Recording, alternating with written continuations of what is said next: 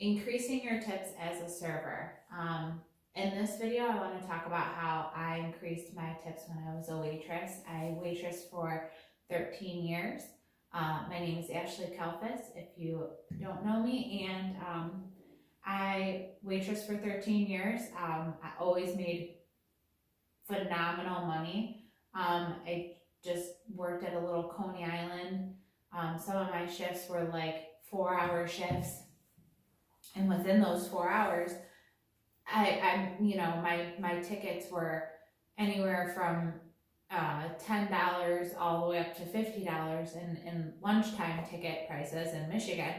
And like every single table, I would literally minimum make at least $5 off like a $10 bill, or I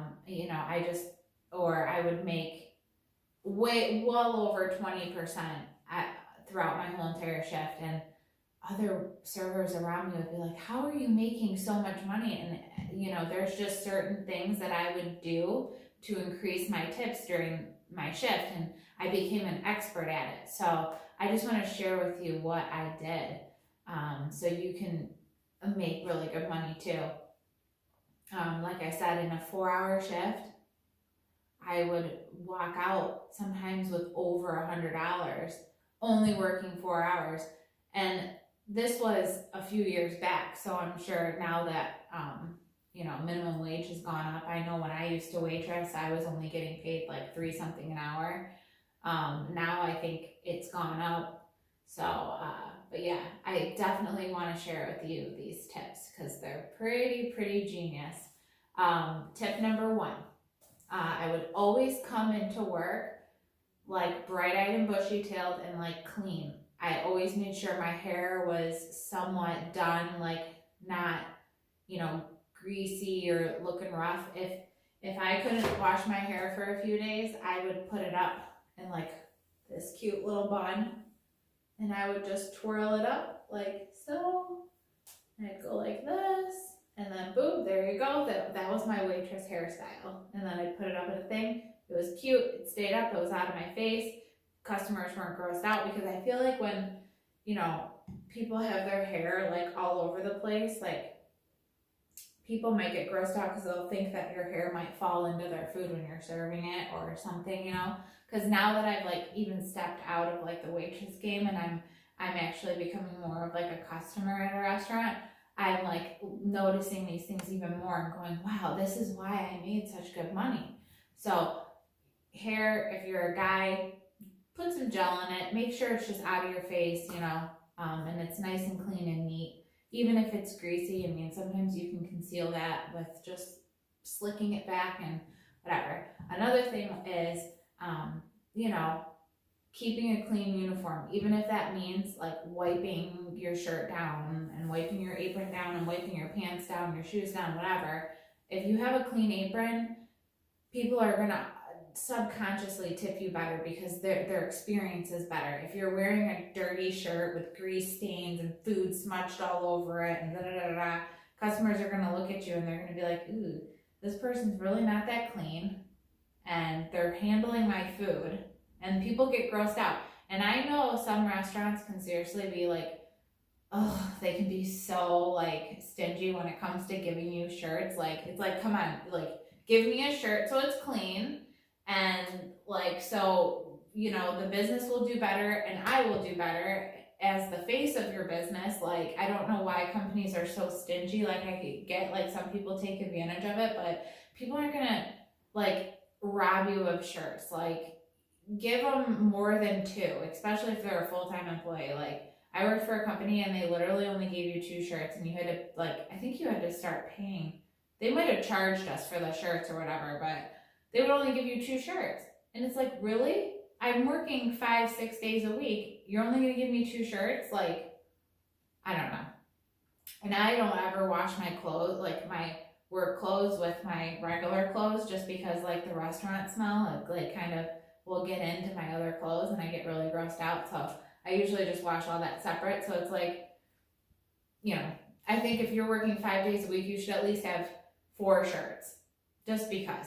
Like people, it's not fair. A lot of, servers, like when I was serving waiting tables, I lived in a 1-bedroom apartment and I had to use the change laundry to freaking do all my clothes. And it was and I had to share it with 8 other families. So doing my laundry was like, it was like a rarity, So try to keep a clean uniform as much as you can. Another thing is, I always noticed, so this might come into play of like masculine and feminine. So like if you are waiting on a table where it's like a husband and wife, or obviously a boyfriend and girlfriend, like don't ask them if you want the check separated. Like, are you kidding me? Just automatically assume that they want their check together. And if they ask for a separate check, then they ask for a separate check. But the one thing I can't stand is when I'm out to dinner with my husband and the server will say, do you want your check one or two checks? I'm like, I look at them like, are you kidding me? Like, seriously? So I just never ask. Just don't ask unless they ask you. And that's it.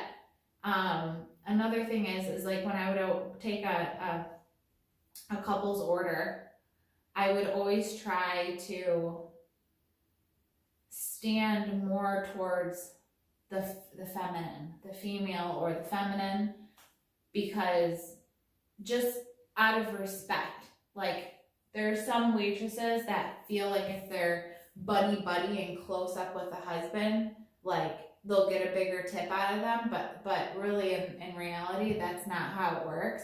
Like you'll actually gain more respect out of that table if you acknowledge the lady first, and sometimes she's actually paying the bill. So you want to always take her order first and acknowledge her first. There's some customers where like just absolute douchebags will be like, I'm ready to order, and they'll order before their spouse or whatever, and I'm like, okay. But always try to do that technique right there. I would see 10s, 20s like per table. Like I'm not kidding. I would make a killing every single day that I worked. Like I was the highest tipped waitress in that, probably within the whole entire company.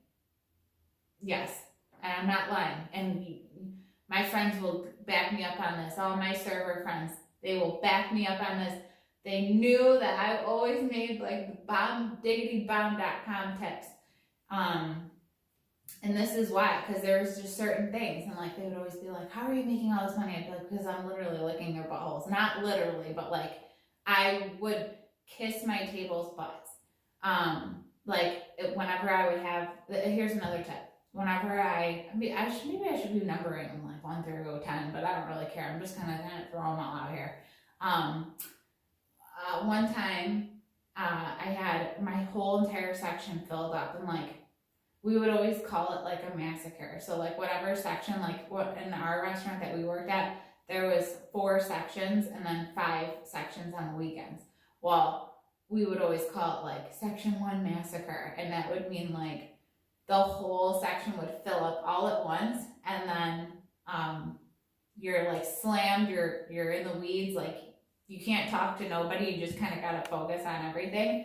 So when that would happen, I actually would get really excited about it. Like I'm a crazy waitress. Like I want every single table in the restaurant, and I could do it with my eyes closed. As long as other people like the bussers and everybody's doing their jobs, I can flow so good with like a full restaurant. And I don't really, I guess after you've been doing it for so long, it kind of just comes natural. But I wasn't like that in the beginning when I waited tables. When I first started waiting tables, it was hard, like waiting on an entire section and developing like, what's the word, multitasking skills. It takes time. So if you're just starting out as a waitress and your tips are kind of sucking, it'll get better, but you have to like really try to get better. Like you have to work for it. Like you can't just go to a table, take their order, bring them their drinks one time, bring out their food, never check on them, like check on them one time and expect that that's okay. Like let their drinks go down. Like you just can't. Like whatever. So call it section 1 massacre, okay? So my whole section fills up. So what I do is if tables sit all at the same time, I just make sure that I tracked who sat first, and I literally I bang it out. I go up to each table in one stroke, and I'll be like, hey, are you guys ready to order? I'll take their order real quick too while I'm there. Boom, go to the next one, get their drink order. Nope, you're not ready to order. Okay, boom, go to the next one. Okay, take your drink order. Because by that time, the table that's waiting for the drinks or whatever, they already got their drink order in. You already took their order. They're chilling. They're just chilling that you got this. So let's say you have 6 tables in a section. You go all 6 tables, okay? Get all their drinks, orders, whatever, and then you go up to the drink station and you just frickin' bang it all out on the drink tray. You get all the drinks, boom. And then you carry it out and you drop them off. And then the tables that are ready to order, that didn't order, you go up to the table, you take their order, and then you go back up to the register and you start putting them in. Now you don't slam the kitchen, you stagger them. You put them in. Okay, put a couple in. Boom. Maybe this table wanted some soup first. So you time fire that soup so the soup comes out first. That way the kitchen's not getting slammed. And you bring out the soups. Oh, brought the soups out. Now I'm gonna go put table 5's order in. Okay, put table 5's order in now. Eventually, all your tables are gonna be, their orders are gonna be in, and you're gonna be chilling. Now it's just running them out, and cashing them out's no big deal. I mean, that's how I do it. That's how I was always successful with making sure my tables were happy. A lot of the times, customers are ready to order when they come in, especially when they're coming to a Coney Island. They pretty much know what they want. So I always was asking, are you guys ready to order? If not, I can come back. Because if you show them that you're ready, they're like, oh, heck yeah. And then you're gonna get a good tip. Only a couple tables were like, I haven't looked at the menu yet, so I'm not ready. And I was like, no problem. Back away. But that was only a couple times, and those are the grumpy people. You know what I'm talking about, the grumps. So yeah, so that's a good tip of like kind of staggering out when your section gets slammed, because sometimes you could be dead as a doornail, and then all of a sudden a herd of people just freaking come in all at once, and it's like, bah! That's usually how it happens, like the rushes or whatever. That's why they call them a rush, because people tend to operate in flocks. So like certain times of the day, like it would just get slammed because lunchtime is this time, like whatever. So another tip. I patented the design. Ashley Aprons is my brand. I don't know if you've ever heard of it. Some people have, some people haven't. I was in business for about 5 years. I manufactured them all myself here in Detroit. They were aprons that clip instead of tie. I'm a firm believer that efficiency when you're a waitress is so good and so important, because it ties up all that time. So like, let's say you gotta go to the bathroom, right? You gotta go pee, and you're like, crap, I have all these things going on, all of these tables. I have this table to run out food to, this table wants a side of ranch, but I really gotta pee, and this is my only window, and the bathroom's open. Phew, you jet to the bathroom, right? You're going, and then like you gotta untie your freaking apron, and then where are you gonna, okay, and then you put it under, because you can't bring them into the bathroom anymore. So you put it under the cubby behind the counter, and then you run to the bathroom, and then when you're done going to the bathroom, now you gotta put your apron back on, tie it back on. So I came up with a design. I was actually the first ever to design an apron that clips. A couple other companies kind of seen the idea and then made the product on their own after they had seen my idea, which is fine, because I knew that was going to happen, because it was such a great product that a company would be dumb if they didn't kind of try to make their own. And I got a design patent, so I patented just my design. My design is better and it's the best. But I mean, just because I put quality into it. So like my aprons were always like kind of like the Cadillacs of aprons. So they're going for $30, $40, $50 now. And you can go buy, you know, another style of a clip apron from iServ restaurant products for $12.99, which I will put a link to that $12 or $13.99 clip apron down below. But is because they're the only ones that are available right now. My aprons are not available right now. We are out of stock, and I am actually working with a company to get them relaunched, but they're not going to be launched under Ashley Aprons. They're going to be launched under their brand, but I'm still going to be kind of a part of it. But for right now, if you still wanted to get a clip apron, you can click the link below, and So I will show a pic of my design right here. And so my design's cool. It's perfect. So when they become available, I will keep everybody posted. So like and subscribe to my channel, and you will get an update when they will be ready for purchase. The reason why my aprons are a little bit more expensive is because the stitching, the quality, they won't fall apart. They're gonna last you. But if you aren't looking to spend, you know, that much money all at once, then you can get the lower cost aprons, but there's no guarantees that it's gonna stay, stay good for a long period of time. I know girls that have bought my apron from the very beginning when I first started the company. They're still wearing the same apron, hasn't barely torn, like they still look brand new. So, you know, if you want something that's gonna last, you just gotta pay the money. That's with anything, you know. When it comes to anything, when it comes to brand, you want an off-brand or do you want the real brand? Sometimes with the off-brand, you can get lucky and it's as good as the real brand, but a lot of the times the real brand is gonna have all of the qualities and assets that you want out of it. So enough about that. So efficiency is key. iServ actually sent me this server book, which I did a review on my channel, and I'll link that video below. But their packaging is sick, man. That's sick. Like, seriously? I like this book. It's got a calculator in it. You know how many times I needed a calculator when I was at people would want, you know, their checks split in like a weird way, and like I would have to like manually split it, and you know, I needed this calculator so bad, and I never had it, and I wish I would have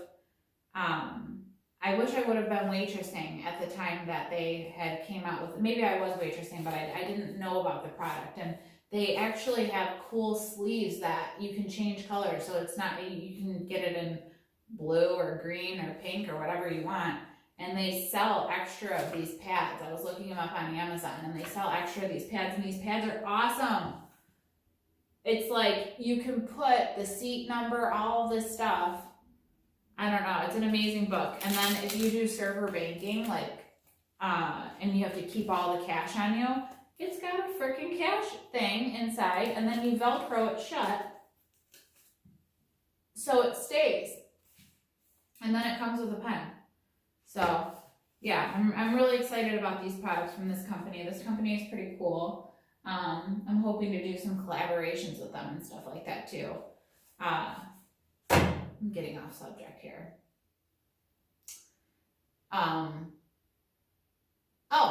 So here's another tip. I miss waitressing, man. I do. I miss that. I miss all my regulars. The skills you get from waitressing is just like, it's insane. Like, you get crazy people skills. Like, you learn how to deal with so many different personalities. Like, that's why I feel like I'm so good at like selling products, because I was selling food. Like, I always was telling them to upgrade like stuff, stuff like, oh, do you want some soup? You know, do you want some chili cheese on those fries? Like, always upgrading the bill to get the bill higher to make more tips. You know what I mean? Like, I feel like you'll develop these skills as you wait tables, but if you just become aware that there's certain things that you can do that will literally increase your pocketbook, like, you gotta think, if you made an extra $5 a shift, that's $25 a week, that's $100 a month, that's your phone bill. Like, some people are scraping to pay their phone bill. Like, you really just try one of these things that I'm talking about. Just try one, and I guarantee you, you will at least up your tips by that $5 a shift. Just try one thing. One. I never let my tables have their glasses go empty. Like, right before I would see that they were gonna slurp and take their last sip, I was getting them a refill. Oh, like, you want a refill? Got it.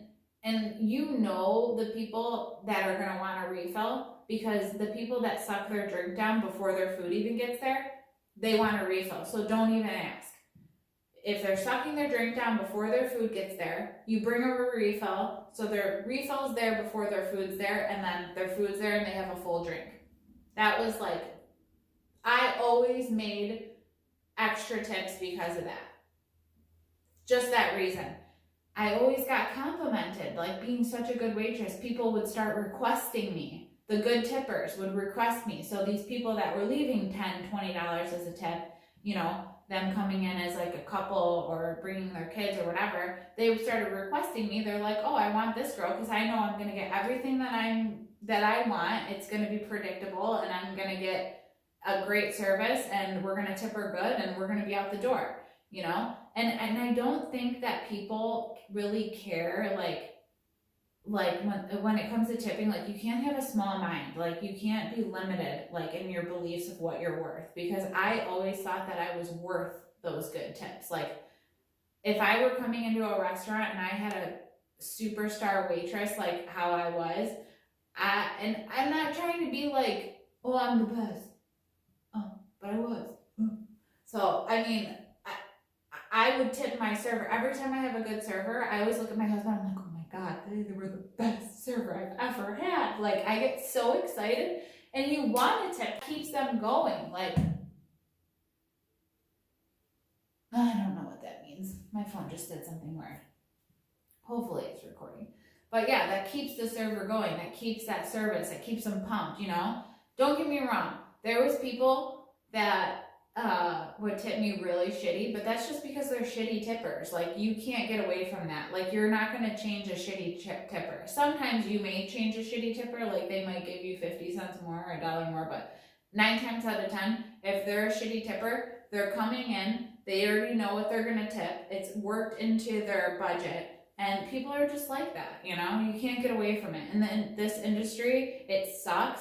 There should be rules, like, about, like, or a minimum of what you should be getting tipped. Like, to me, I think that all bills should automatically have 20 to 25% put on the check, and that's just what I think, because it's not fair that people don't tip what they're supposed to, and a lot of servers get gypped, and those days, I swear, it's like, do you ever notice when you're waiting tables that, like, there'll be a day where everybody gets, like, a full section and just bumping and, like, getting good tips. But then there are those few days where it's like every single shitty tipper that ever comes into the restaurant will all sit in your section, so you just know you're doomed that whole entire day, and then you don't go home with as much money as you wanted, and then you're all bummed and you're all shitty and, like, pissed off while you're working and shit, like, oh, get the fuck out of my section, you know what I mean? Like, get out, go. We would always joke and we'd be like, get out now, like those campers, because campers don't understand. Like, they're sitting there, that's your money, like, move. Like, that's why I like rotating the restaurant, because then that way you don't really have to worry about the campers, because whenever we would be in sections and there would be campers, like, they would screw up my whole entire day. I'd be like, bro, you're sitting in my $100 table right now. Like, that's how I thought. Like, I thought each table was worth $100. Like, I could make that much off each table. It was crazy, but no. But like, I literally, I like that's how I thought. Like, every minute that they were sitting there, somebody else, I could have flipped that table. Another tip. Man, this is a long video. It's like waitressing, pent up. I still have those dreams. Those freaking dreams. Like waiting tables and not being able to get to the tables and not even getting anybody's order, and everybody's sitting there like, and I can't get anywhere, and it's just like a nightmare. I still have those dreams, and I haven't waitressed in like 2 years. But I miss it. But another tip is, I'm gonna start a restaurant. That's my tip. Oh. No, I really, one day I'm gonna start a restaurant, and I already have the name picked out. I already know what it's gonna look like inside. Everything's all picked out in my brain. So that's how I know I'm gonna start one, because it's already set in stone in there. So like, now it's just like timing, finding a place, yada, yada, yada. I mean, it's not something that we're doing like tomorrow, but definitely in the near future. I have always dreamed of owning my own restaurant, and like, I just feel like there's certain things that I like know about the restaurant industry, being in it for so long. I definitely think I was manager material, just because I took it so seriously. I took the customer so seriously, and like, I always wanted to make sure that no matter what, the customers were happy. Like, always wanted the customers to like have a good light about me, and like see that, you know, always keeping busy. So like, even me keeping busy, like the tables, even if something did take a little bit longer, they're like, oh, she's busy. You know what I mean? Like, if you're sitting there over there talking to your other, you know, staff members,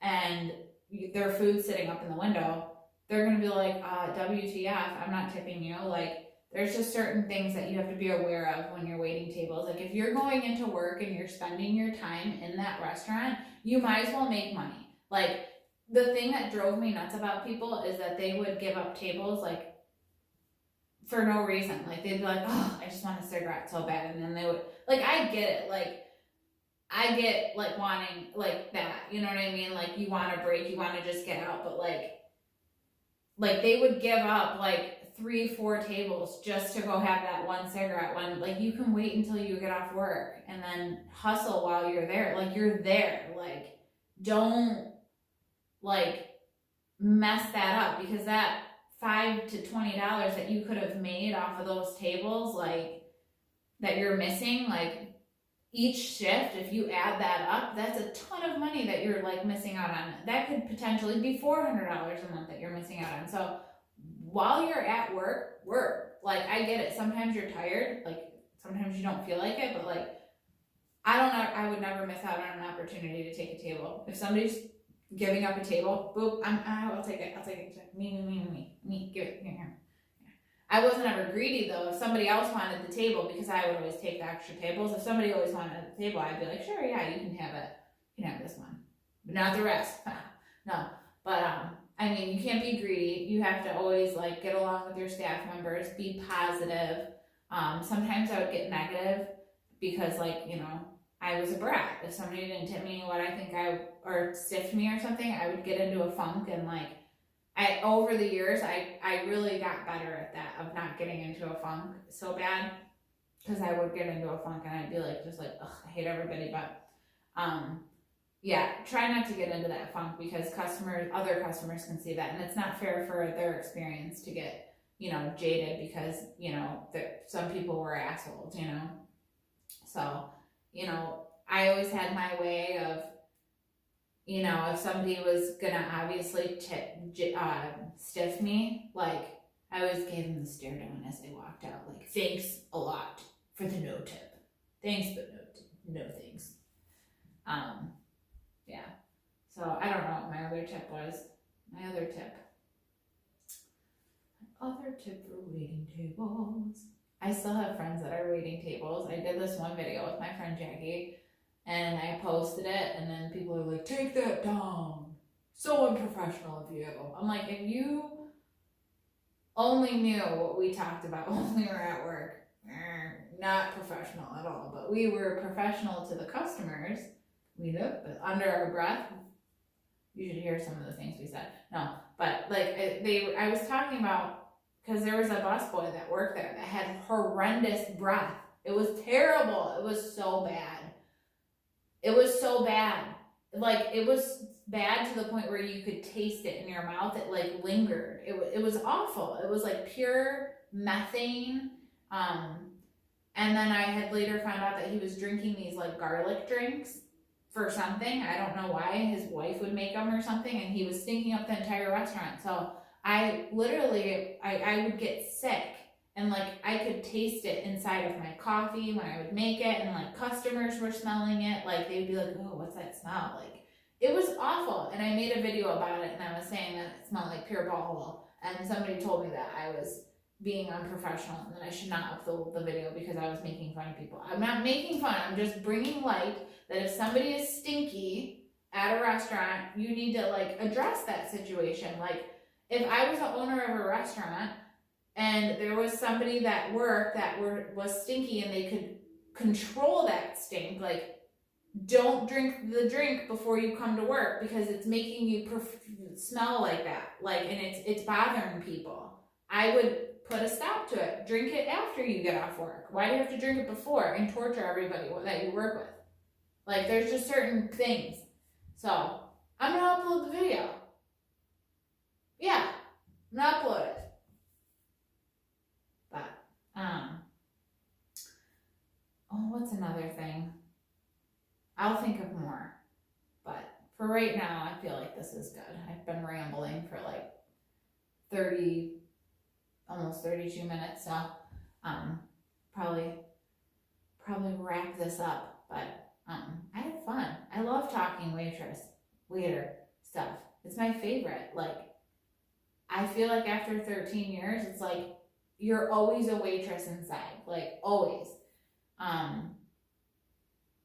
Yeah, I mean, I just feel like talking to your customers, and not too much though, like setting boundaries, because some customers will tell you their whole entire life story while you see your whole section catching on fire and boom, crashing down, and you're like, I gotta go, motherfucker.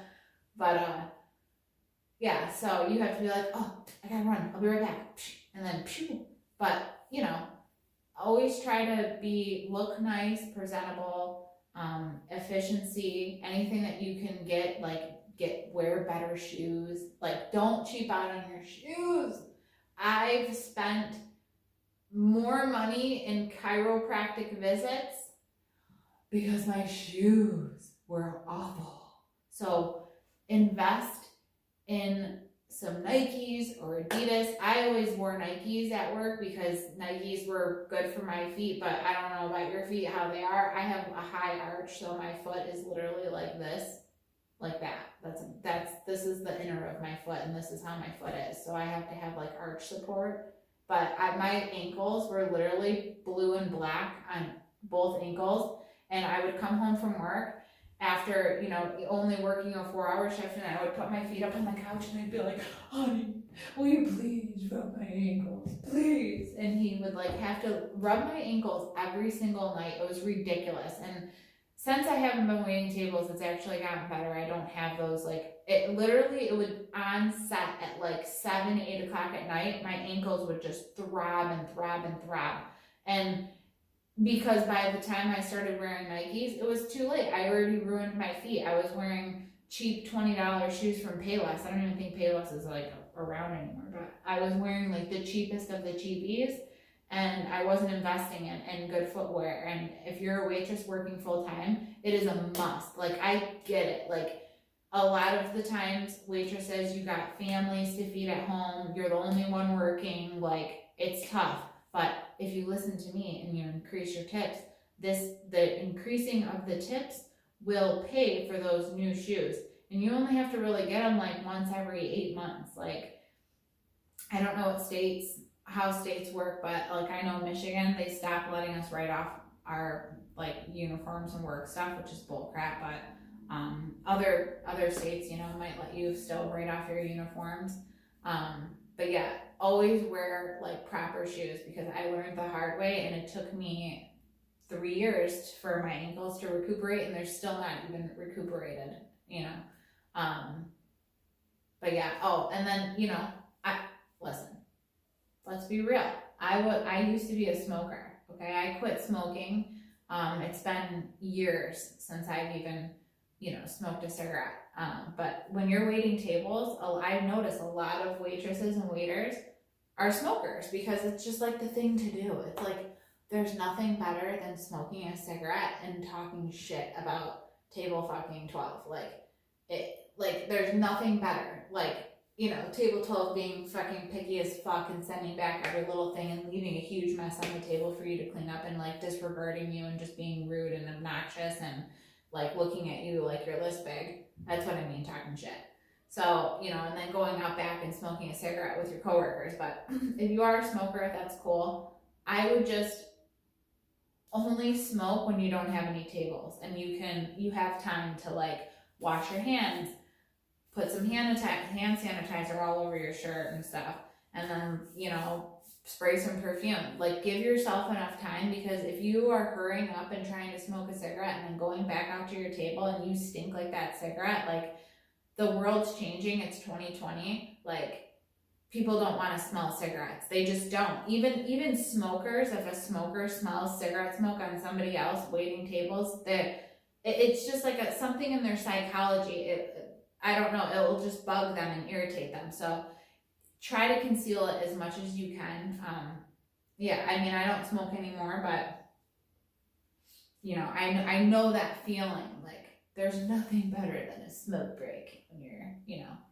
So I get it, but just try to limit it. You know, I know a lot of servers that would smell like smoke when they came back up, and they would go wait on their table right away. Oh, and then they wonder why they got a $2 tip. Like, you know, you smell like cigarettes. Like, even if you're waiting on a table that smokes cigarettes, they just know what you did. You're at work. Like, work your shift and go smoke after. Like, I don't know. That's just me. But that's just me. That's just what I would do. I could stay here all day.